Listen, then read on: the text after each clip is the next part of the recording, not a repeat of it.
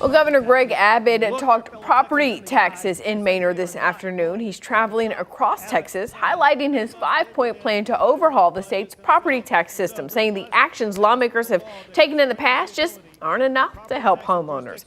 Our Daniel Perot is live in Manor with more on the governor's plan and some of the pushback it's getting. Daniel? Ashley, the tax proposal is a key part of Governor Greg Abbott's reelection campaign as he seeks a fourth term in office. He says the sweeping overhaul is needed to protect taxpayers from what he called unnecessary local tax increases. It was a packed house here in Manor today as dozens of people gathered inside Manor's Cafe 290 for the governor's taxpayer empowerment event. There, he laid out his 5-point plan, and a major part of it is how cities and counties tax homeowners. Here is the governor's plan.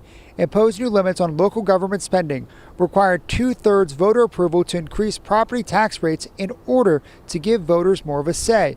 Allow voters to petition to get an item on the ballot to reduce property tax rates. Stop appraising properties every year so tax bills can be more predictable.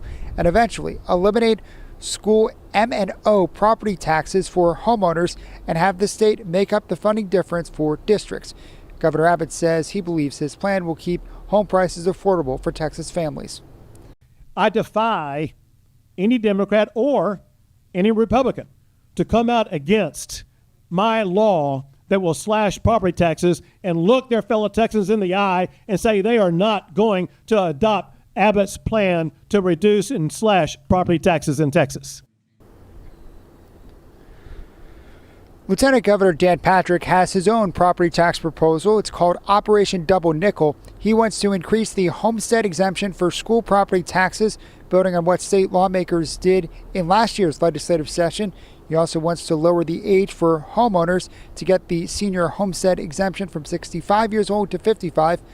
Patrick has said he is not in favor of a title appraisal cap because he believes it leads to more taxes and has made the case that eliminating all school property taxes is simply not feasible because it would lead to big increases in the sales tax. At the event today, Governor Abbott encouraged people in attendance to hold their state lawmakers accountable if they do not support his plan. He's also likened this statewide campaign to build support for his proposal to the intense push that we saw in recent years for school choice.